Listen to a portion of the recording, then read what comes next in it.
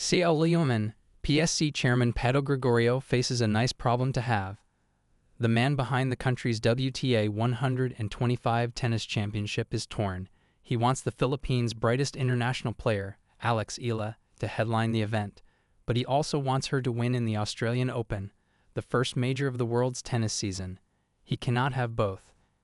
It's really a nice problem to have, says Pato Gregorio, chairman of the Philippine Sport Commission, which is bankrolling the local event set for January 26 to 31, 2026, with a prize pot of $115,000 or roughly $6 million, the biggest pot for local tennis ever recorded. The thing is, a number of days of the Philippine schedule runs concurrent to the Australian Open, slated for January 12–February 1, 2026.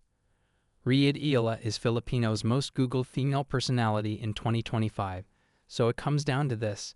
If Eala advances past the third round of the Aussie Open, then she does not make her Philippine debut until after, optimistically, another year. If Eala loses early, then she can take a plane and rush home for the country's first ever Women's Tennis Association championship. As choices go, Eala may be as torn as the PSC chairman. The Philippine event was really made for her. The chairman thought it was time to bring her home, and a big WTA event that attracted women players from home country and faraway courts would provide the perfect setting. For her part, our star player must be wanting to play here after she's seen how Filipinos have cheered her from the stands wherever she played in the international circuit. But as it is with all women tennis pros, Eala wants to make good in Australia. It's a major.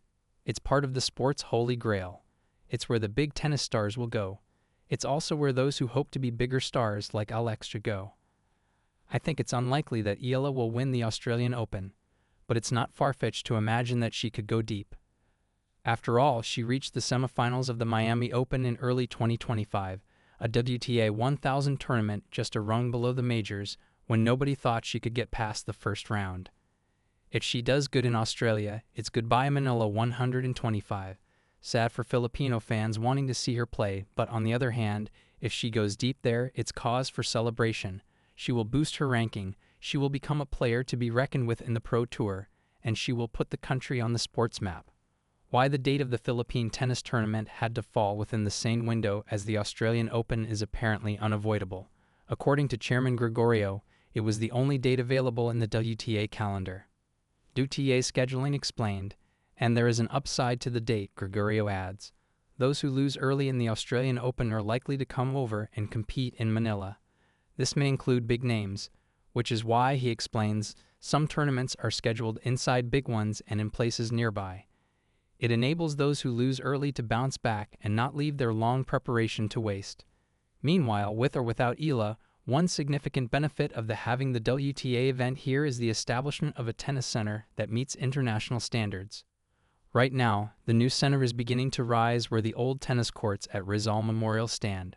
Workers have begun construction of 3 hardcourt tennis courts, one of which will become the center court with a bench capacity of 2,000 to 3,000, a requirement of WTA rules.